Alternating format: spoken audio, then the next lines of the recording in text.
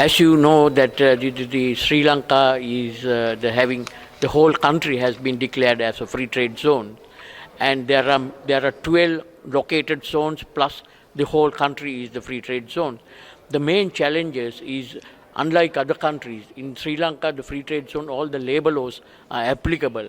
But the problem we are having is these labor laws are not implementing by law and by practice, especially on the issue of the freedom of association and collective bargaining. Although the labor laws say that we are right, but in practice it is not. For instance, when the workers went on strike, they have been dismissed because they went on strike. For instance, and at the moment we are having a case with the Australian company where workers wanted to get the recognition of the union, but the employer refused to recognize and deal with the parent union. So as a result, there was a strike still going on, the strike from last October 2013 until now, and the 300 workers are out of employment.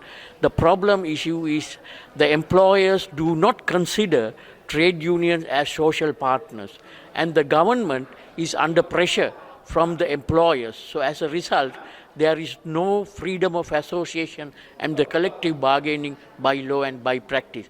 That is the main reason. As a result of that, the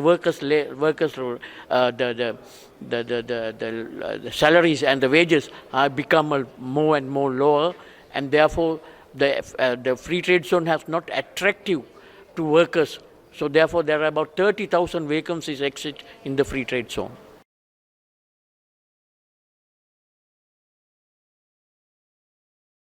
Our union, the Free Trade Zone and General Services Employees Union, is part of the National Labour Advisory Council, that is the tripartite body.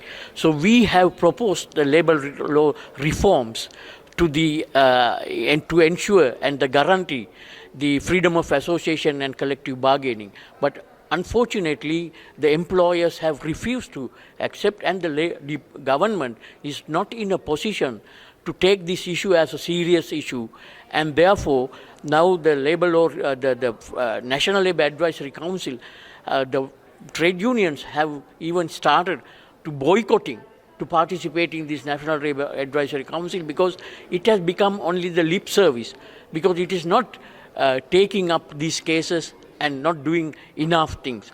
So therefore our union is now pushing with other trade unions to make sure that the freedom of association and collective bargaining will be implemented by law and by practice. That is why we have proposed this labour law amendment to the existing labour laws.